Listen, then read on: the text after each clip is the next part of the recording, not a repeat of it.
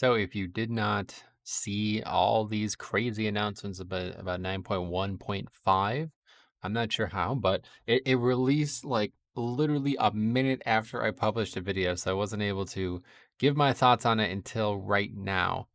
But it's very sharp. Let's put it that way. There's some insane changes coming, and I don't mean like big. I mean like actually insane. So let's go ahead and look at what this. There's a couple posts here that we have to read, so we'll start with this one. Over the past few weeks, so again, if you also don't know about what's going on with Blizzard, this will not be a video on that, but there's a lot of things going on with Blizzard right now. Okay. Over the past few weeks, since we shared an update, the WoW team has been focused on the immediate future, both for our people and workplace, and what's next for our players too. As a part of that, the entire team came together to ask, what are the biggest things we're hearing are getting in the way of your fun? And what are the most impactful changes we could make to WoW today to fix that? Honestly, we could stop right here. That is the most important thing that gets said, or the question that gets posed, or whatever you want to say about this in this whole video. And this is going to be the topic for the rest of this discussion, honestly. But let's continue. Shadowlands 915 will be going on the PTR next week, and a lot of what you'll find in it is the direct result of your collective feedback. It includes long asked for changes to make it easier to swap covenants and conduits, updates to make it so you don't need to repeat covenant campaigns. Okay, let's just not read all that because we'll talk about it in more depth. And it also updates to improve the game environment for our community, including additional changes to some content to better reflect our shared values, better visibility into the impact of your in-game reports of harassment. That's actually a big one. And more serious penalties for people engaged in disruptive behavior. Interesting. That one was a little scary to me. Anyway, we hope you'll see something from our own 915, from your own 915 wish list when we post the patch notes next week. And we'll keep listening, refining, and building on that as we continue PTR testing and development on what's next. For our Burning Crusade Classic players, we're excited to let you know that who cares? I can't even read that. It's just such a waste of time. We're also working on something for WoW Classic players, though, who've told us they'd like a chance at a fresh start. And we'll be sharing more on our plans soon. So Wowhead immediately assumes that means fresh servers. But I would be surprised if they did that. Honestly, like, having two versions of Classic is already confusing. Like, if you ever look at the launcher, like, what's the last time you looked at the launcher? It's kind of confusing. Burning Crusade Classic, World of Warcraft Classic. So now imagine if there's Wrath of the Lich King Classic, World of Warcraft Classic 2. I mean, they got to find a better way to do it. But anyway, I actually am kind of excited about a potential fresh Classic thing. I definitely like Classic a lot more than TBC. I have zero interest in TBC. But I don't know, probably won't check it out. But regardless, it's still interesting. So this is the first post that was made, and this is the big one. So let's go ahead and read this. In the next few days, so you don't really need to read this, but some significant changes are coming. This is again the main paragraph here. Once you've reached a high renown threshold, you will thereafter be able to freely switch among any of the 4 covenants without cooldown or restriction, as well as use cosmetic rewards that you have earned from one covenant, even if you are currently a member of a different one. Both the covenant switching and the use of cosmetic rewards will also apply to alts once the renown threshold is reached on one character. Conduit Energy, the next thing. Conduit Energy is being removed. Conduits are freely swappable without restriction.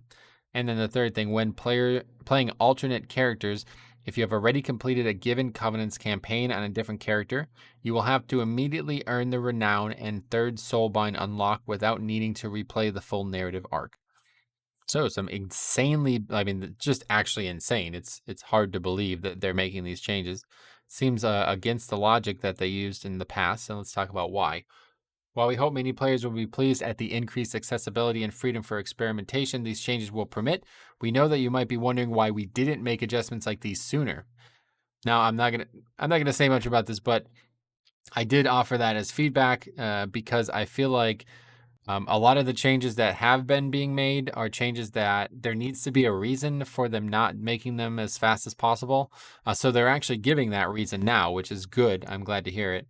Whether or not people care or accept it is up to you. But after all, a large portion of the community has been vocal about wanting to see changes since the beta. Okay, great.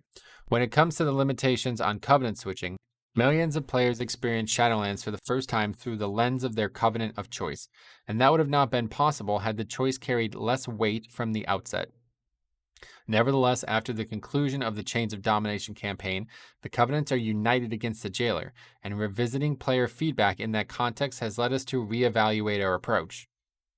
In terms of the day to day player experience, the advantages of a rigid division between Covenants have diminished since Shadowlands launched, while the downsides, feeling disadvantaged in certain types of content or having to choose between mechanical advantages or aesthetics, have only grown. That balance of factors no longer justifies the original limitations on covenant switching, so in 915 we're looking to provide a way to circumvent them. So what they're trying to say here is that originally they had this idea, it made sense for the start of the expansion and the way the game played out. But now the way the game is playing out because of the story and also the systems, it doesn't really make a lot of sense anymore. And now the detriments are now outweighing the benefits. That's what they want you to believe. Talk about that again in a little bit. Conduit Energy, however, is a different story. The system simply has not played out the way we would have hoped. We should have heeded community feedback and taken a different direction a year ago. I have to say, I'm very surprised to hear them actually say those words out loud. But anyway, a majority of players largely ignore the system and are unaffected by it. It's me, while the minority who want to engage in multiple content types competitively feel constrained by it. Overall, that adds up to a negative experience. I mean, despite that's how all gear works. Conduit Energy isn't really making the game better in any appreciable way, so we're removing the system entirely. Fair enough. As for the Covenant campaign skip for alts and the ability to freely swap Covenants on alts, that change is one outgrowth of many ongoing discussions within the development team, focused on feedback that at times players feel that the WoW content they most enjoy is locked behind experiences that aren't nearly as appealing to them. Some of the feedback revolves around different playstyles and content types, but a consistent theme is that experiences that were fun the first time through start to lose their luster on repeat playthroughs on alts, especially when required for power progression. Totally can see that. Totally agree with that, honestly. Especially if you were saying like a Kyrian on 2 characters and you had to be doing that campaign twice, probably don't want to do that. I haven't done all 4 of them yet, so I'm not looking to skip any quite yet, but anyway, so just as the Threads of Fate system allows players to skip to level up narrative zones of subsequent playthroughs, we want to give max level players a similar option to avoid having to replay a Covenant campaign they've already done. As 915 progresses, we hope to roll out several other changes aimed at giving you more flexibility in choosing how you prefer to adventure in Azeroth. We will have more details to follow as we finalize our plan. So next, then there's another big post. This one's really, that one was important, but this one has the meat. Players who reach max renown for their covenant will be able to freely switch among any 4 covenants without cooldown or restriction. Some strong words yet again. Cosmetic rewards, including pets and mounts that have been earned from that covenant, will thereafter be available regardless of your membership in a different one. So mounts included. Covenant switching and the use of cosmetic rewards will also apply to any alternate characters once the renown threshold is reached on one character. Conduit Energy is being removed, and the conduits will be freely swappable without any restriction. Again, I'm sure there's some restriction because I don't think you can just swap them whenever the hell you want. The problem is, a lot of this is saying things that aren't actually going to be the case, and I think this is what makes me very skeptical about a lot of this. Anyway, completing a Covenant campaign on one character will allow alternate characters the ability to skip that same Covenant campaign, earning the renown and a 3rd soulbind unlock immediately without needing to replay the full narrative arc. So we already looked at that post. But there's also, this is awesome, by the way, just objectively awesome. A new character customizations are being introduced for Nightborn and Lightforged Draenei, with additional updates to ear size for Void Elves, new travel forms for Druid, and a new soul shapes for Night Fae, which is cool. I don't really know what's going on with these guys. Like, why do the ears need to be different? I guess that's to match the other elves, but I will say these look amazing. I absolutely loved everything that came with Shadowlands that had dealt with anything about race, class, any of that stuff. It's absolutely spectacular. I don't know if this exists in the game right now, these tattoos and stuff, but I assume they're looking at skin color and stuff. But my God, did these look awesome? I never really play a Lightforged Draenei. I really wish that this announcement was also talking about what they hopefully are going to do between Alliance and Horde, because that is a really big issue in the game, and continually no big announcement on that, which is disappointing to me. Instead, we get announcements like this, which is cool. Introducing Legion Time Walking. Delve back into Legion dungeons with time walking and take on the challenges within, including access to Legion Mythic Plus dungeons. That's huge. I just kind of read right past that, but that's ridiculous. This event will run for 2 weeks, the first time it runs within the game, and then resume a regular 1-week schedule for subsequent bonus events. Maw introduction is now skippable. Players who have completed the introduction in the Maw on one character, which is everybody, which will be able to speak to High Lord Darian Mograine in the capital cities to skip it on alternative characters on their account. Okay, that's good.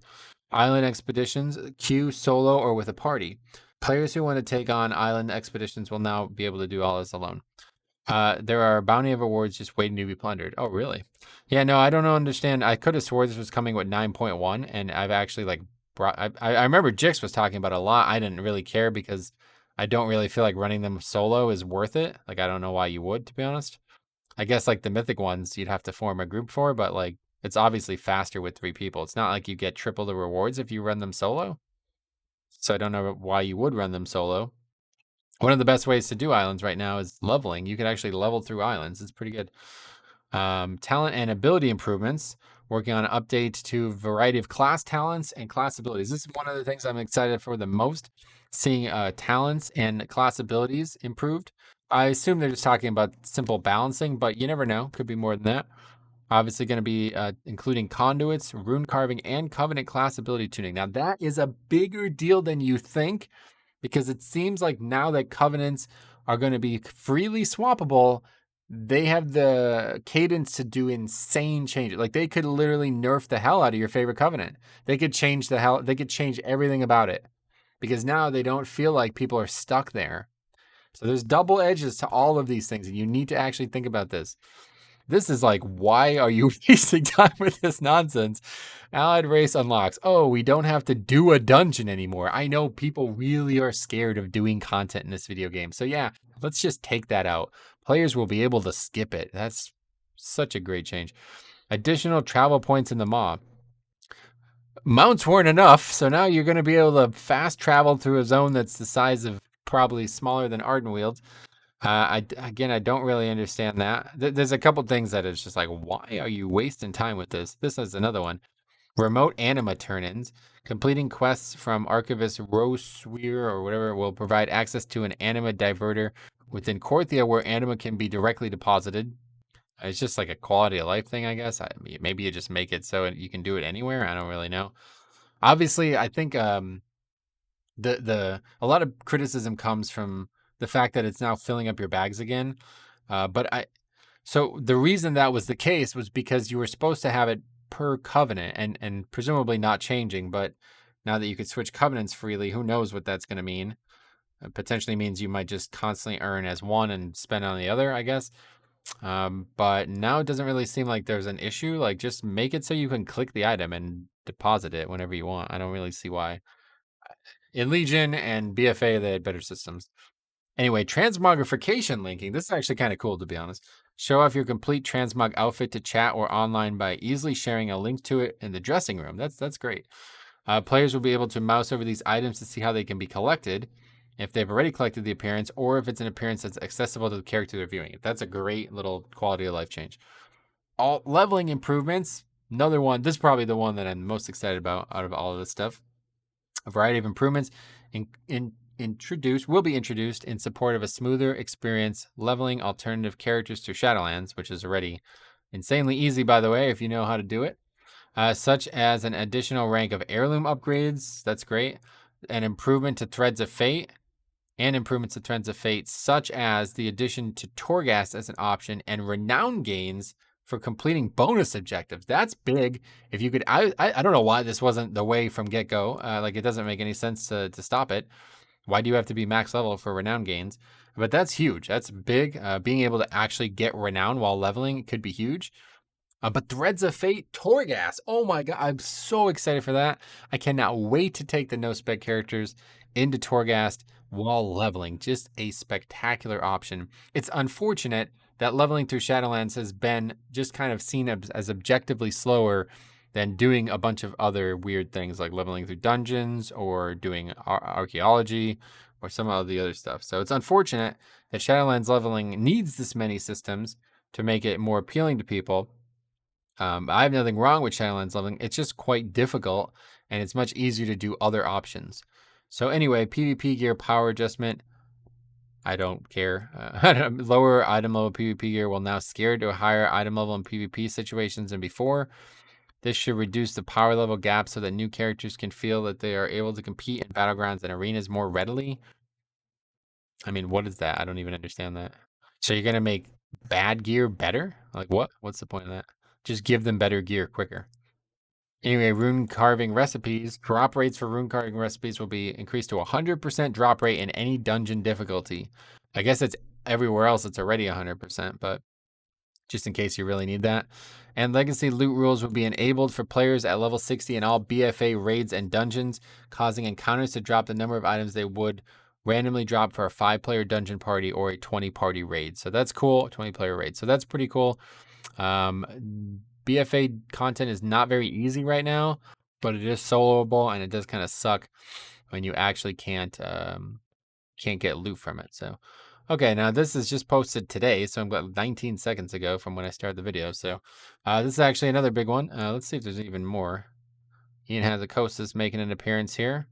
Hasn't posted since December 23, 2020, which would have been the last season. Yeah, commenting about the last season's Mythic Plus race.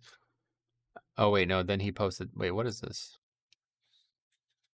I don't fully understand how Twitter works, to be honest. Tweets and replies. That's what we're looking for, right? Please remove the anima cap. Okay, there you go. These are both things we're looking at closely. More info soon. Many of our upcoming changes are a direct response to feedback from folks who want to play alts, but are put off by the prospect of having to redo certain content or systems.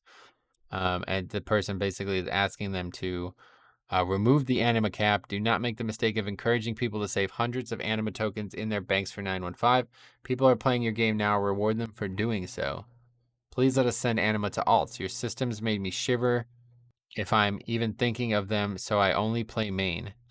Would be nice if I had anima on them to send missions. Doing Korthia gives thousands, but I will not do it on alts, too. Can't be asked. I know. That's the big issue here, honestly, unfortunately. That's the big issue with all of this. But there's actually another thing here. This was the original post, right? Yeah, we read that. This is actually a pretty cool little thing. So now the rest of the video is me going to be giving my thoughts on all of these things directly, individually, because there's a lot going on here. And each segment, I have a lot to talk about. Like, I think there's literally no changes that I don't have a lot to talk about. So let's go ahead and look at this first. And if we miss anything, I think we will try to go back and look at it again. But since this is just first on the list, even though it's not first in my opinion in importance, Legion time walking with Mythic Plus is first on the list. So what do I think about that? Well, obviously Legion time walking in general is cool. Like, that's fine. Whatever, add that. I don't really do time walking. There's no reason for me to do it on my DK, but it's fine. I mean, it's better to have it than not. I'm still confused why there is time walking in this game. Like, I don't know if you know this, but when they added time walking, like, it was like a big deal. Like, there was nothing in the game that scaled. So it was a really big deal that you were able to go back to old content and to be somewhat challenging. The fact that there's still no classic time walking, I have no idea why that's the case. But it probably is the case because they know that a lot of what was back there won't translate to today. And that's exactly why I'm not very excited about Legion Mythic Plus, because for those of you who did Legion Mythic Plus, you will remember, although it was an excellent piece of content at the time, it was extremely fun. I did a ton of Legion Mythic Plus. It was definitely the time I was the most active in Mythic Plus. It wasn't made very well. There was a lot of issues, a lot of really bad designs that they designed out of over the years. And Jix reminded me of a few of them the other night. One of the main ones was the infinite spawning bats in the dungeon with the night elves that are all dead. What's the name of that? Blackrook Hold, yeah. And on an affix like explosive, probably, but definitely necrotic, and some of the other affixes. that was just like a nightmare. Like you literally couldn't do it. It was like impossible. Very, very bad design there. And that's the dungeons problem. That has nothing really to do with Mythic Plus. And now in the future, for content like that, for situations like that, they have taken steps to alleviate that. So what will they do with situations like that? Now that's just a general look at it, but what are they going to do about affixes? If it's only going to be present for 1 week normally, it's going to be present for 2 weeks typically, or the first time, but then typically it'll only be 1 week. How do you deal with affixes? You're just going to put one single set of affixes for that whole 1 week and that's it? What happens the next time it comes around and the next time after that? In Legion, if you don't know, Mythic Plus didn't have seasonal affixes. The only thing that was tyrannical and fortified at level 10.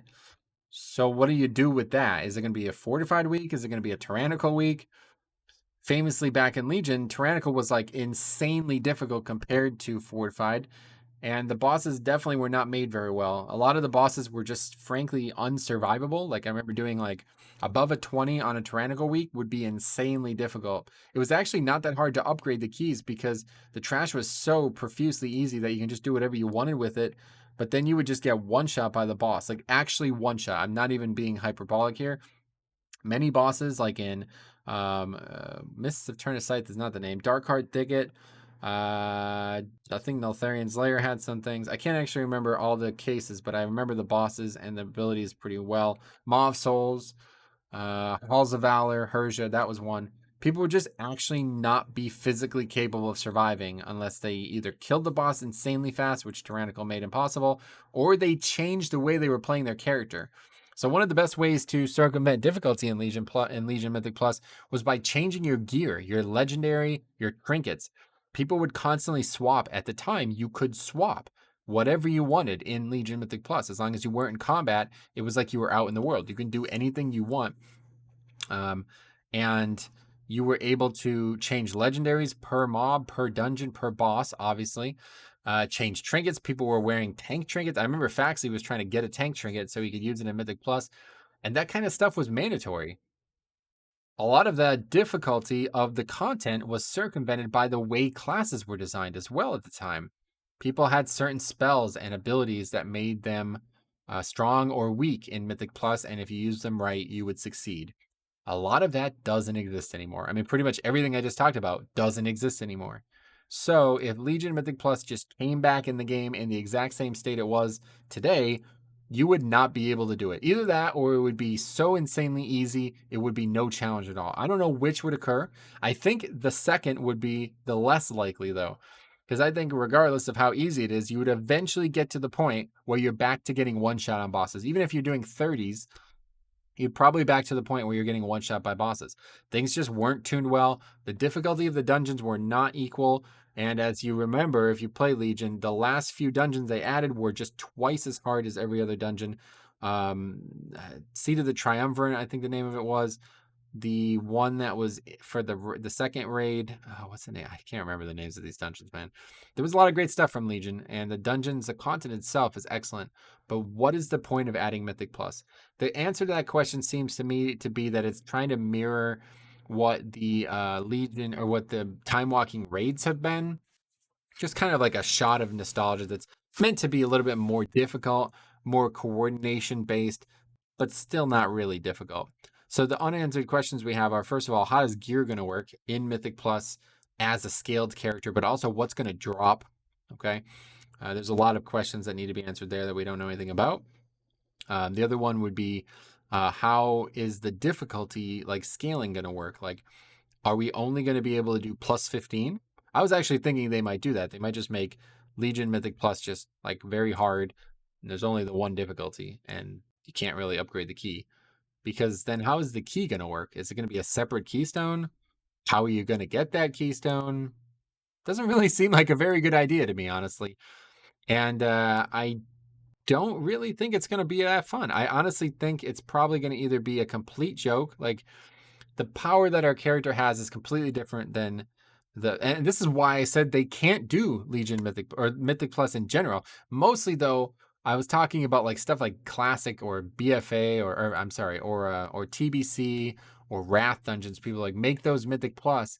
It's like that doesn't work, dude. The content is so out of whack in terms of tuning that if you scale it up infinitely, you're going to have like absurd difficulty. It's just not balanced.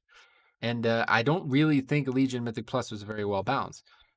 Like you look at Core to Stars, and you look at some of these dungeons, and it's like, wow, this just didn't work very well. Some were way easy, some were way hard. The other question is what's going to be available? Because if you know time walking, it's not just every dungeon from the content is available. I think TBC only has like 5 out of 10 dungeons available, sort of thing. So, yeah, what's going to happen with Mythic Plus? I don't know. Who knows? Honestly, I wouldn't be surprised if it's only like 3 or 4 dungeons, though. Can't remember how many dungeons there were in the beginning, but I don't think it was that many. And I would imagine that it's not going to be that many now. So, temper your expectations here. This is certainly not going to be. It just doesn't really make a lot of sense. I hate to say it, but it's cool. It sounds awesome. There's a lot of nostalgia there. I'm sure. Like I know Jix is absolutely in love with the concept. I like it too. I'm happy that they're trying it.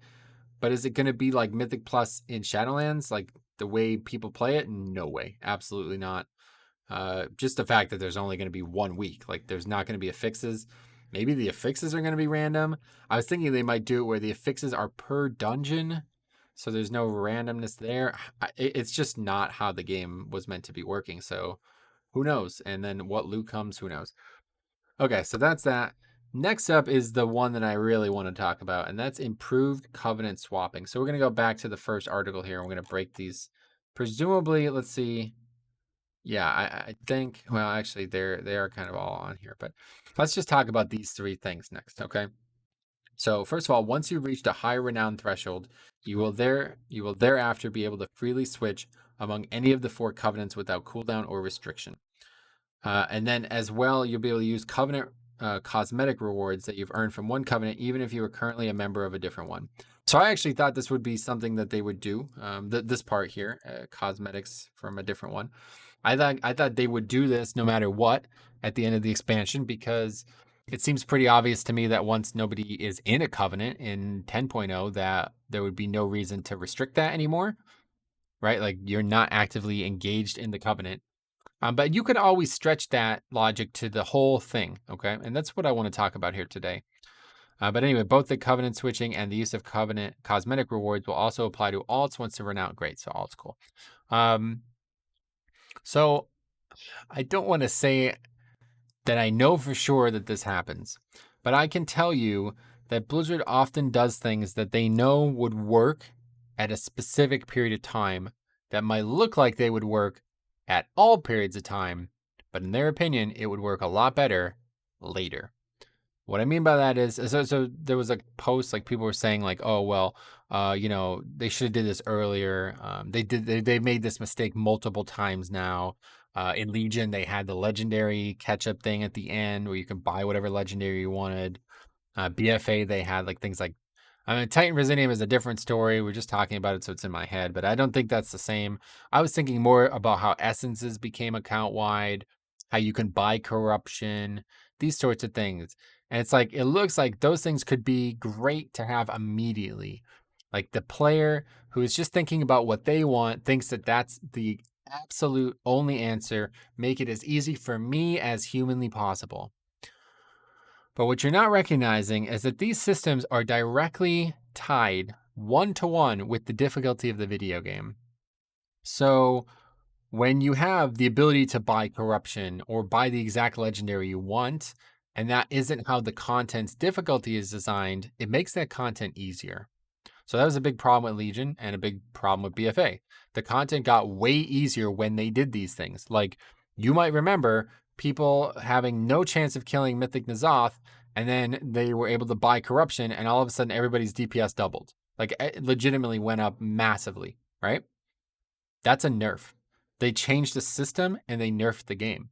So they do this on purpose. I'm not speaking of anything other than speculation here, but it certainly seems that way to me. It seems to me that they're like, yeah, that's a good idea, but we can't do that out of the gate. It's just not possible. You cannot do this out of the gate because it's going to nerf the content. And we don't have time or the ability to tune it properly so it's not nerfed. And I frankly think this is the exact same situation here. All of this stuff that everybody's been asking about, it just couldn't really happen. And it's probably happening too early, honestly.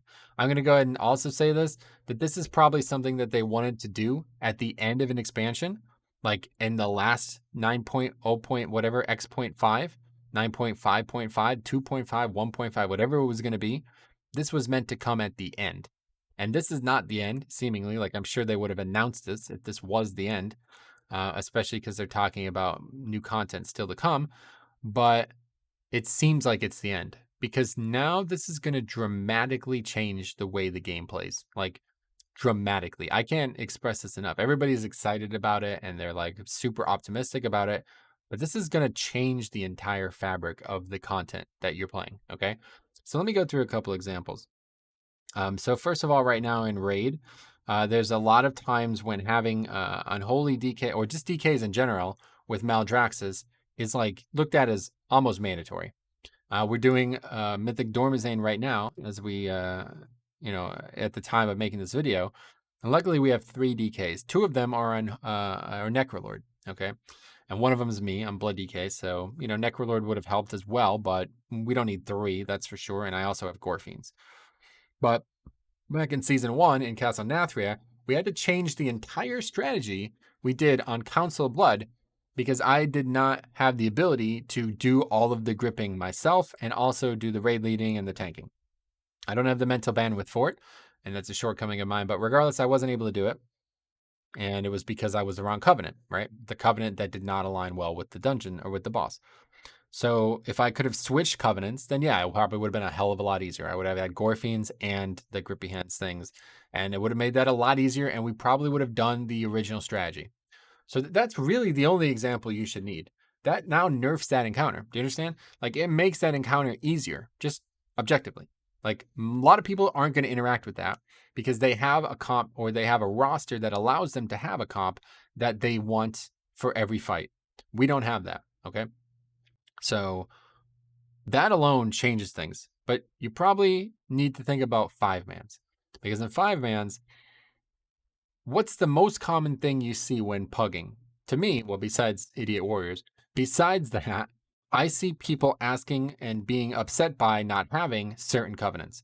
And frankly, I completely understand why. Certain covenants are so important that it's like, don't even do Necrotic Wake with, I mean, that's a bad example, but don't even do spires on the if you don't have a Chiron or something like that. Like, it's just not functional. Like, you're just way weaker in there and it's going to make things way harder.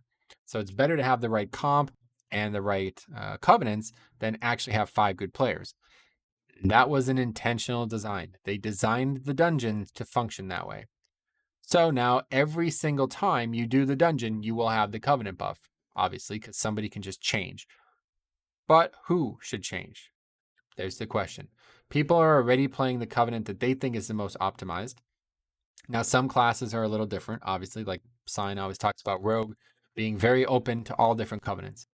But the problem is, what do you do when nobody wants to change? Somebody gets forced into it. Somebody has to do it. Somebody does it against their will. Somebody does it against their progression. Like, I don't have any soul binds on this talent tree or whatever that's now talent tree covenant system.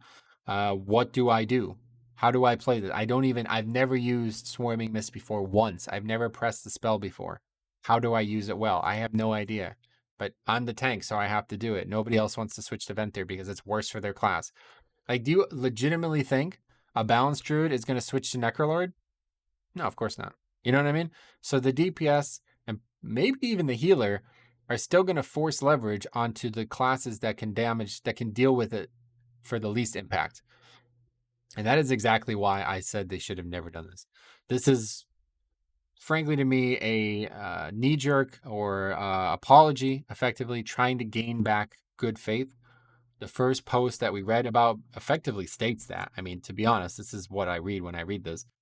We've been looking at, because we're such a bad company that everybody now hates, we're looking to really make you guys not hate us as much. That's what that reads like to me. I mean, maybe I'm cynical on that, but it's like, we know that a lot of people really hate Blizzard right now. So what can we do to make you hate us less? We'll do everything in our power to make you feel like the game is going to be more fun for you. And I'm glad that people are excited about this. because it's an exciting time. Like this is a massive. This might as well be a new expansion. How changes are coming like this, but it's not. It's not all a bed of roses. Let's put it this way, okay? And I think a lot of people will not be satisfied with the result because the game has been designed without that result in place. Like this, these systems just don't, they weren't made for that. So it's either going to completely twist the difficulty of the content or it's going to completely twist the difficulty of the social elements of the content. I am not sure which is going to happen more frequently, but I'm already not looking forward to it. And I'm going to tell you why. I made this video a long time ago, back before the game even came out, about why they should not allow you to just switch covenants freely. At the time, I thought it was a 0% possibility. And whether or not I care, or like honestly, this only benefits me. Like frankly, for the guild and the people I play with, this is a good thing because now a lot of them are able to be a little bit more diverse, and that should really help me. So I'm fine with it. But personally, I think it's just a bad decision for the game because you made these extremely definitive, niched things about classes for the first time in like years. I'm talking about fucking years. I don't know when the last time I felt so connected to my DK. My Death Knight is a Night Fae, and people come into the stream and they notice that and they comment on that, and it's a talking point. It's very distinct. I cannot accept any thought process that that is not the case.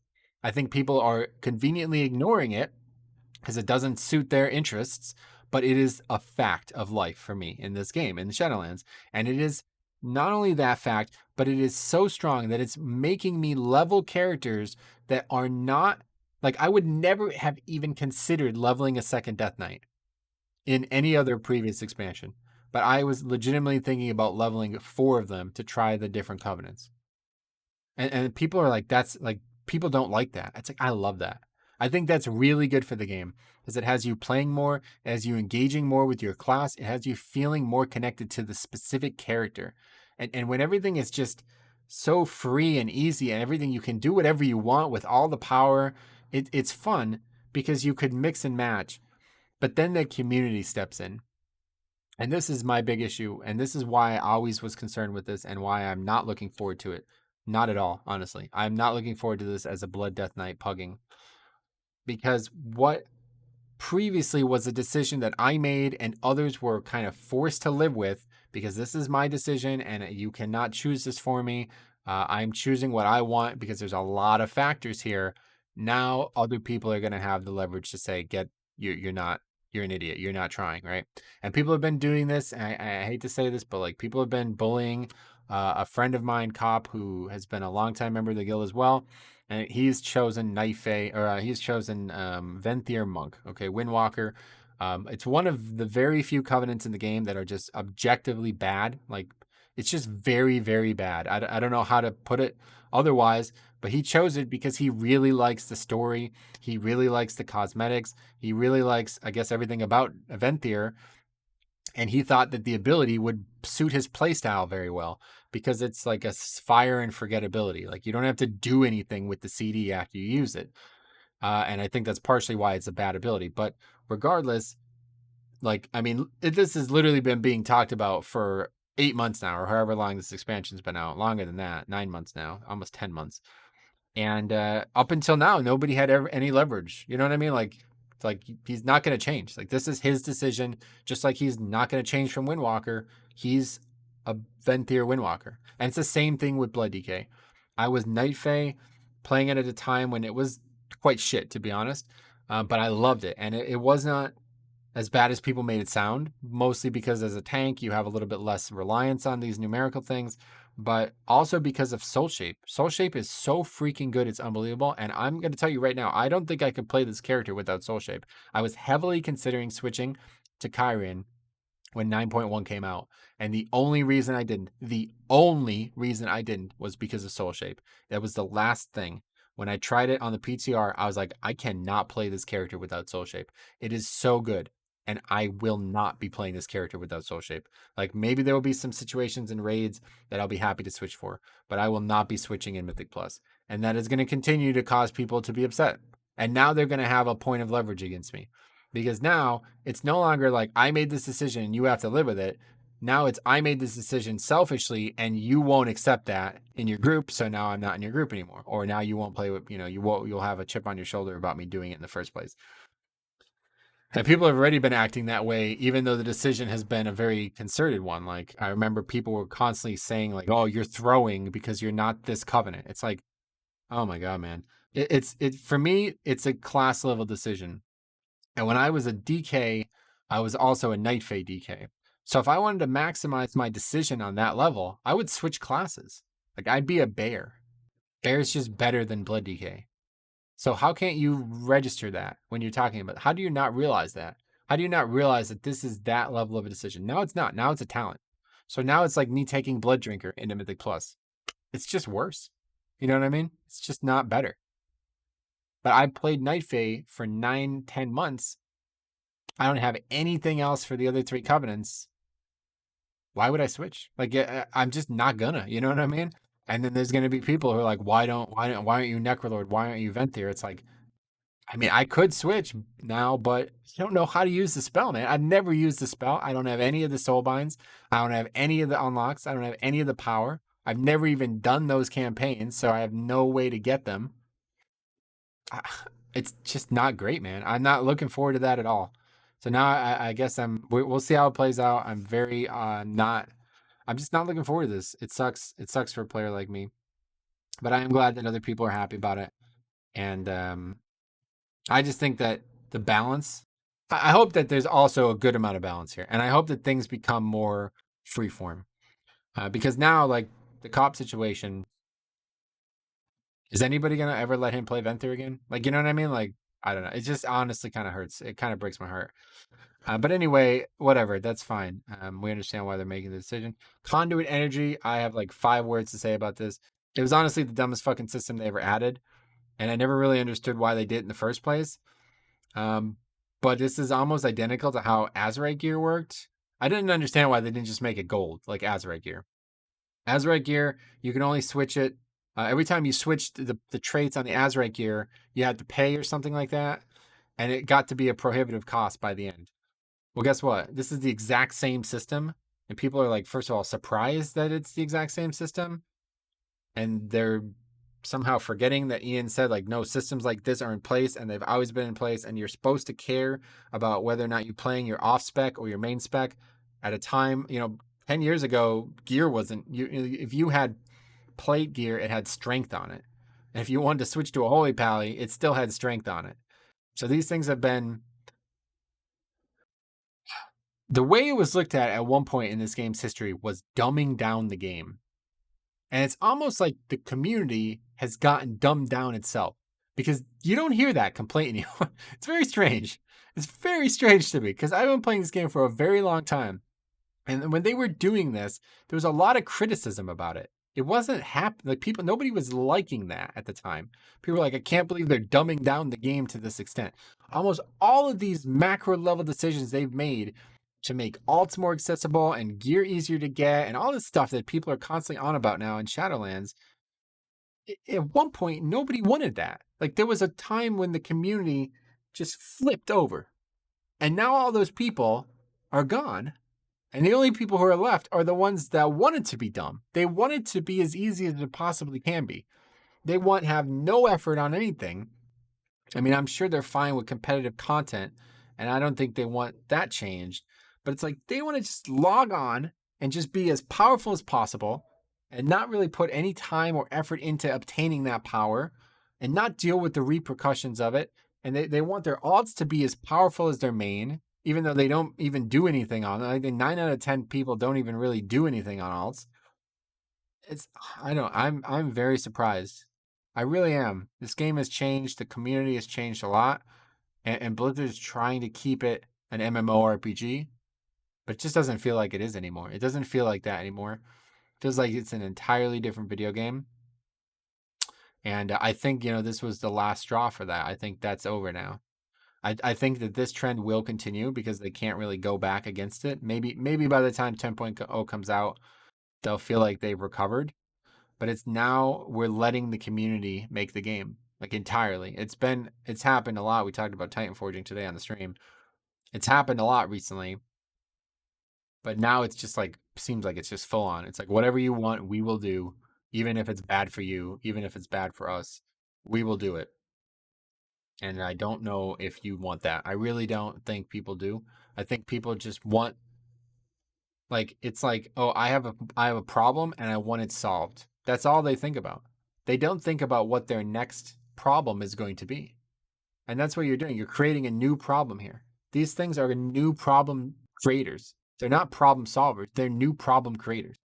Removing covenant energy is like, who cares? Nobody cares about that. I don't know why that was even in the game in the first place.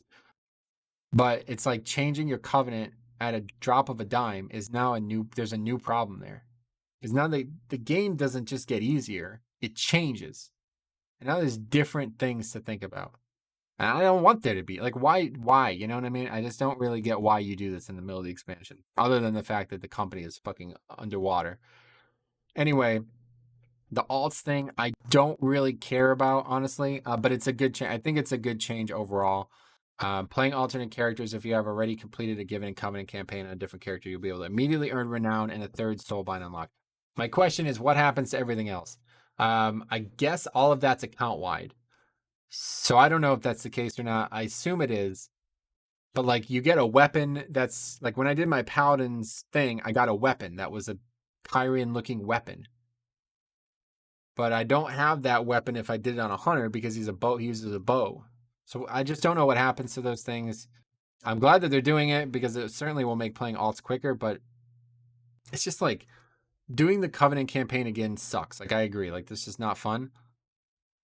But you don't really have to, man. You can play your character without doing this stuff again. And this is the same thing I said back in Shadowlands. I did ironically, I'm logged into that character now. On this character, on a monk, I think it was a 17 in time and an 18 out of time without essences.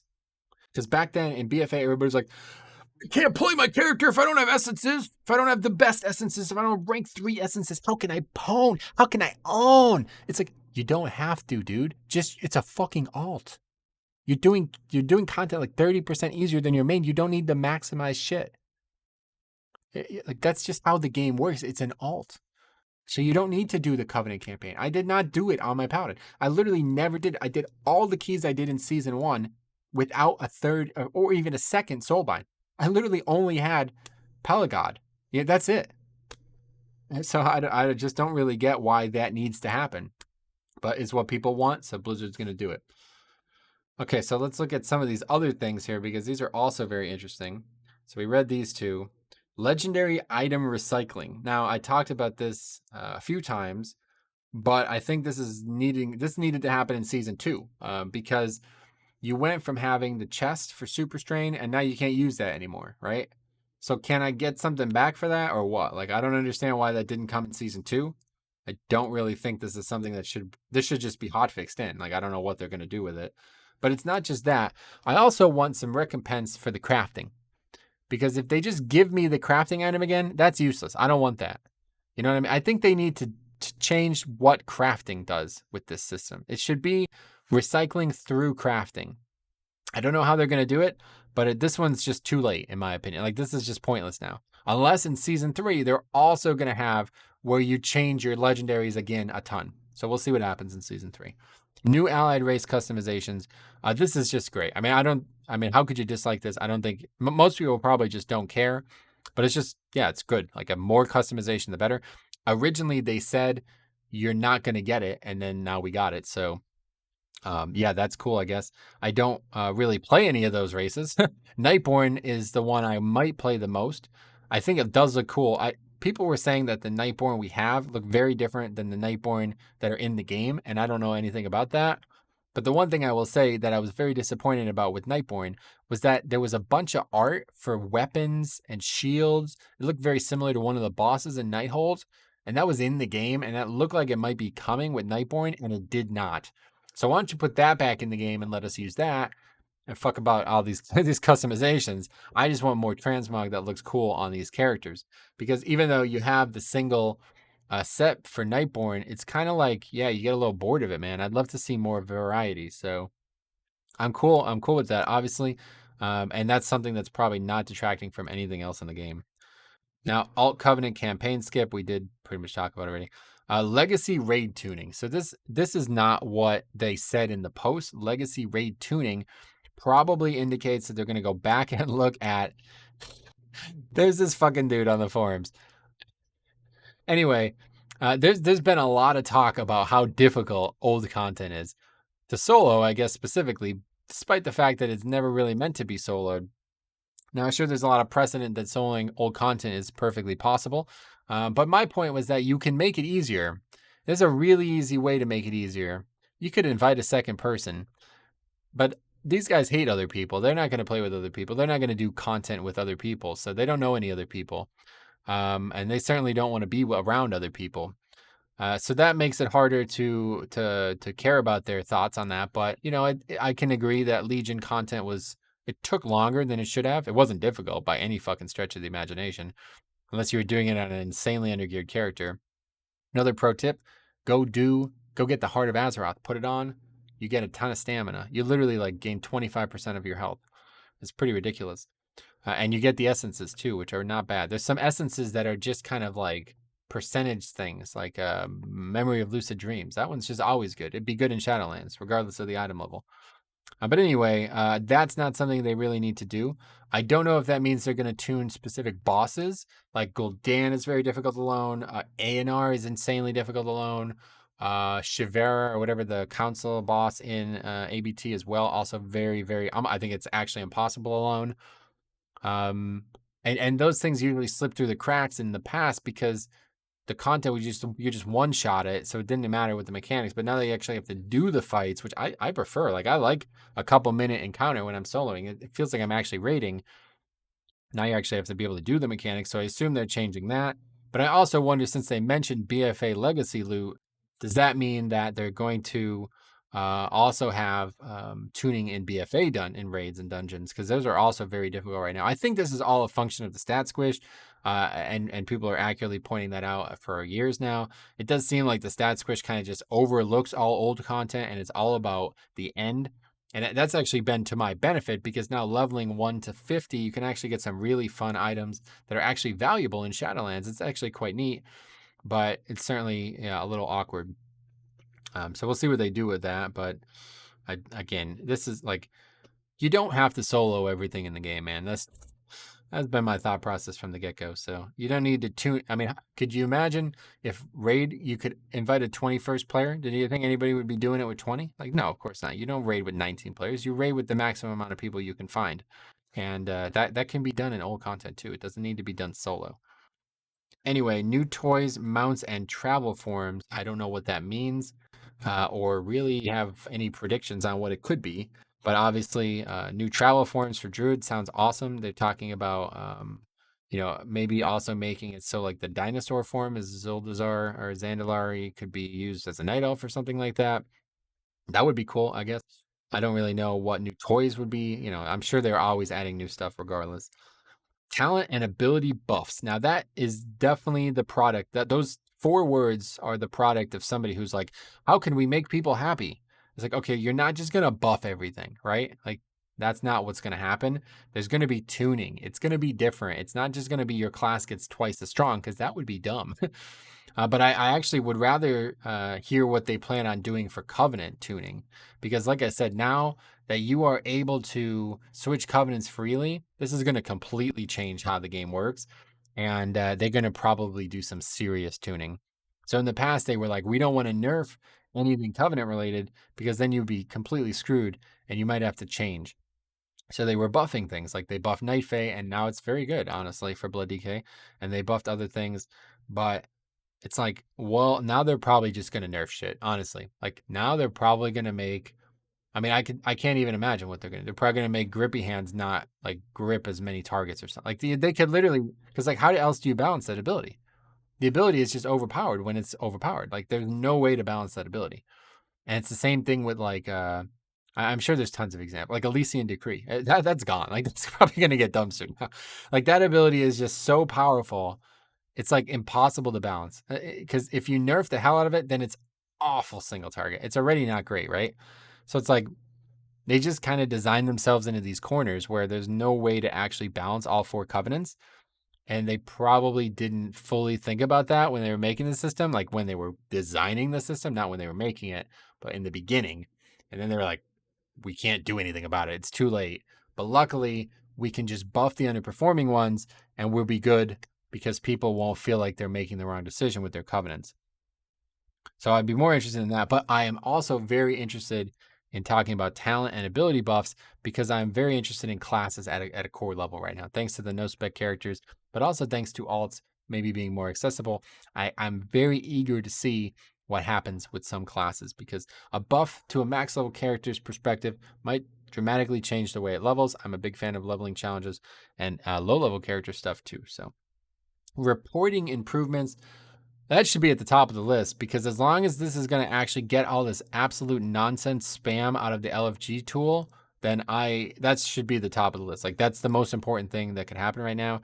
The game is being absolutely plagued by people who are just indoctrinated into thinking the way you succeed in this game is to pay somebody else to make you succeed. That's fucking stupid and it's counterproductive to the game's ethos. And it's why the game has so few active players playing it because they can literally just buy. Like, I know this fucking guy who literally, he's like, I need raid loot. I'm going to pay for a boost right now, but it's 4 million gold. I don't know if I have that much. It's like, yeah, or maybe you could join a fucking guild and raid. Like, is that not even on your table? I mean, this selling shit has gotten out of control. And I'm not even going to blame the people buying the boosts because it just seems normal when there's literally thousands of different people advertising, spamming this shit. And Blizzard's just like, yeah, you can do it, whatever you want. Don't care. It's like, dude, that is so bad for the game. I highly doubt that's what they're talking about, though, because they mentioned this fucking SJW bullshit somewhere. I don't even know where it was said, but said somewhere like, oh, you're going to, yeah, better visibility into the impact of your in game reports of harassment. What harassment takes place in this game? Like, honestly, are you going to ban people for leaving Mythic Plus keys? That's harassment. Hopefully, I can report these fucking degenerates who don't know how to use Ring of Peace in a 21 theater. You know what I mean? Can I report that fucking that dude who then insults me after making every possible mistake on his character and being clueless about it? That's harassment to me. You know what I mean? Let me report that guy. Oh, you're not going to do any of that shit, are you? You're just going to make it so people who are talking to each other without using the proper pronouns or some shit are going to get penalized. So I'm not looking forward to this at all. And I will have to say this, Painbow, I doubt he's watching this, but he's a huge advocate for free speech on the internet. And he's got some radical views on a lot of things, but every year that passes, I think he's got the right viewpoint on it. This is a video game, and if you're feeling uncomfortable with the person that's talking to you, you should probably just put them on ignore. You know what I mean? Like, just don't interact with those people. And there's there's a segment of the community that does that. I know a lot of people who just will not branch out outside of their guild because they don't want to deal with people they don't already know, and that's fine. So as long as this is actually about making the game better and not just like, oh, we don't want women to feel harassed by men in our game anymore, so we're gonna act like this is gonna do something. It's like, no, can we focus on the game? You know what I mean? Because there's a lot of problems with the actual game that are borderlining on harassment, like Mythic Plus levers, and Blizzard just doesn't seem to give an absolute fuck about. Like they literally could not seem to care about that whatsoever. It happens thousands of times an hour, I'd imagine, and these people are just able to do whatever the fuck they want and get away with it. It's ridiculous that is the case. But anyway, that's everything on this list. I think there was one. Yeah, the other thing I wanted to talk about really quick was the Torghast Leveling. I think this is probably one of the features that I'm the most excited about because I really like leveling characters in fun ways, in unique ways. And we were actually able to do it on the Shadowlands Alpha because you could actually just queue for Torghast. It was like not set up properly. You can just walk to an NPC and queue for it. And it was actually insanely fun.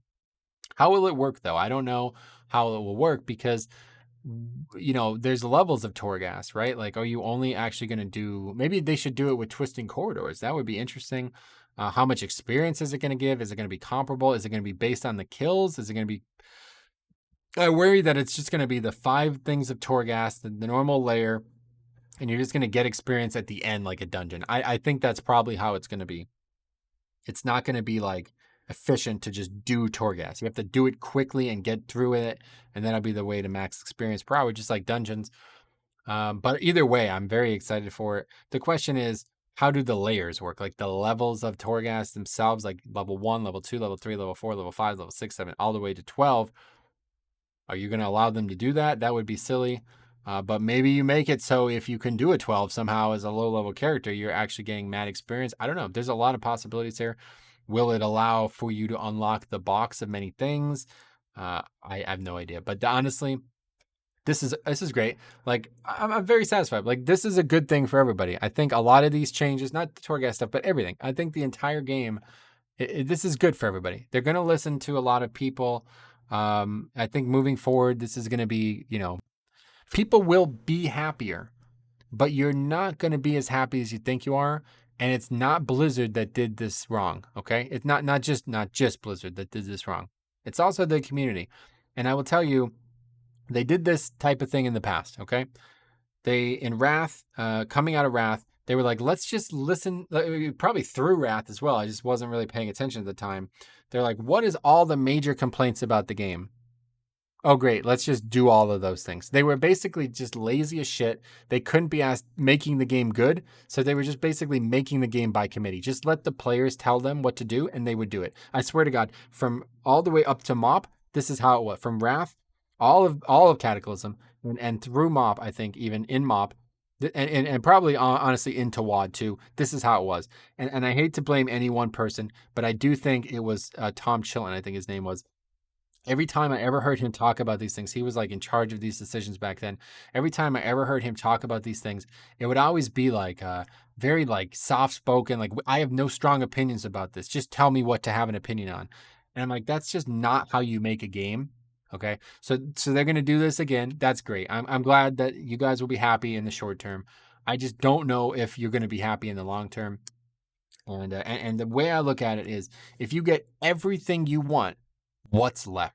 What's next? You know what I mean? Nobody's ever they're not gonna get everything they want and be happy. That's just not how the world works. It's all brain science. It's all chemicals in your brain making you happy. It's not these things. They just trigger these chemicals in the brain. So when you have nothing left to work for, what do? You don't seem to like the content. Like it's not the content that you're enjoying. The systems are holding you back. Yes, maybe that's true, but you don't need to embark on these systems on most of the, like, especially all the alt stuff. That's not needed. You don't need to maximize your alts. You never have. It's an alt. Unless you're trying to be like a world first raider. And then at that point, you accept that responsibility. Like that's how you play the game. You have to play two mains now, right? So I just don't really get the point of it. And I think this is a slippery slope. It's funny that we're using these terms again because it's so reminiscent of what Classic, it's the opposite of what happened with Classic to me. It's so weird that everybody was like, oh, Classic's the better version. The game's so dumbed down now. All these things are so easy. We don't want them to be easy. We want the game to be hard again. But they were just so fucking wrong about Classic, like unbelievably wrong. But this is what was being said, that BFA and Legion and WAD, they're too easy. Way too easy. We need the game to be hard again. So you got that, and now you want it to be easy again. Like legitimately, this is all paradoxical to me. It's so hard to understand some of the feedback that comes through this game. And it makes me think that what is actually happening here is, say there's 100 people giving feedback, okay? Well, 51 people are giving feedback on this one thing. The other 49 are just content, okay? Well, so 51 are loud. And a few of those 51 are they're very well spoken, they're enigmatic, they're interesting people, and their opinions start to become more interesting to the 49 than their old opinions. So now there's like 61, and then 71, and now 81 people agreeing with the 5 or 6 people who are talking, because there's enigmatic and interesting, charismatic people in the 49, but they're not talking. They're not complaining. So the people who are complaining and are actively, passionately complaining, they're getting more and more followers every day, more and more people sympathetic to their cause. So then Blizzard's like, we really like those people. Let's fix their problem. So then they fix their problem. But then the original 49 are like, wait, we didn't even want this. So now those 49 are like on the seesaw. So now people are slowly, you understand? People are slowly going from the 71 or whatever it gets to all the way back down to that 49. And now that number starts to be the seesaw flips. And now that the 49 grows to 51, and then these people are unhappy, and now we want our problem fixed, and you ruined this. It worked fine, and this is how I feel about Time Forging, by the way. It's like it worked fine. You guys are idiots. I can't believe you removed this. And then so now we're listening to a different segment of the community, right? Like they're not the same people. You understand that? It's different people. I know it looks like when a post has 1,000 hearts or whatever on the forums that's every single person who cares, but it's not. I promise you, it is not. So you start listening to different people with different viewpoints, and you don't make any progress on making the game. You're basically just, what can we do now? And I'm going to tell you the last thing about this. Okay, this is besides like the stuff that's going on with the lawsuit and everything else that's going on with Blizzard, and maybe they don't have as many players playing the game, whatever, any of that nonsense. I'm going to tell you the main issue here with Blizzard. They're trying to make too much content. It sounds weird to say that out loud, but it's the truth. They're trying to get ahead of the schedule. I would wager that departments of this game's development are multiple, maybe even years ahead. Now, which departments? I don't know. Certainly story, years ahead. There's no doubt about this. They're not just randomly writing the story every patch. I know, what should we do now? Although maybe it seems that way. That's probably part of the issue, though, because they're writing it so far in advance that when they change something, it doesn't make sense anymore. I think that's legitimately what's happened here with Shadowlands. They had all of the story planned out, and it made sense at one point, but then the systems and the community starts trying to shift what's important, and it just doesn't make sense anymore. And you're going to see this a lot because this is going to continue to be an issue. They have a notoriously bad beta process, like pathetically bad. They don't seem to even have time to read the feedback. Like the amount of feedback that comes in on the beta, it might as well be zero because they're never going to do any of the stuff that people want. Like people wanted them to completely scrap, like literally, they're like, don't implement the covenant system. Can you read that? Can you look at that feedback? I'm like, can we do that? Oh, it's completely fucking impossible given where we're at in the game and all the resources we just paid for. That can't be listened to. So then you can't listen to all the other shit that's connected to it, So it's like a very bad system of development. This is the one true flaw of this company. They are trying to do too much for too many different types of people, and it is harming the product overall. But I am glad that they're at least, if the only good thing that comes out of this is they're actually communicating about the things they're doing, like they did in this post here, where they actually explain why they didn't do these things, I'm satisfied. Because that was when I went and was able to give direct feedback. I literally was sitting there waiting. I knew they were going to say, okay, who's first? I'm like this. I'm like kind of hedging, have my hand up because I knew I wanted to be free. You can't even see my hand. I wanted to hedge up my hand because I knew I wanted to be first. And I knew I had one thing and one thing only to say. You guys are so fucking bad at explaining why you do things. It is embarrassing. And it's not only embarrassing, but it's harming. It's harming the community because then you have these idiots riding roughshod around doing whatever they want, saying whatever they want. Lol, the company's ran by idiots, clowns, they have incompetent developers. They have no idea what they're doing. It's like, yeah, those people are low IQ, but you're enabling them to be stupid because you just don't answer the question. Just answer the fucking question. Why is it this way? Tell us why, and then nobody has to worry anymore. Then we disagree, but at least we know why. And have they been doing that at least over the last week? Every post has been very articulate, actually answering reasons why, not just saying this is it. So I do hope out of all of this, it comes this communication level rises. Because it is the crux of every issue in this game, including why the beta doesn't work, including why development is slow, including why it takes 1.5 years to implement these things, because they just can't stop the gears. They're moving, you're swinging so far through the ball that if you hit a rock, you're going to break the club. So thank you for watching. We'll see you guys in the next one.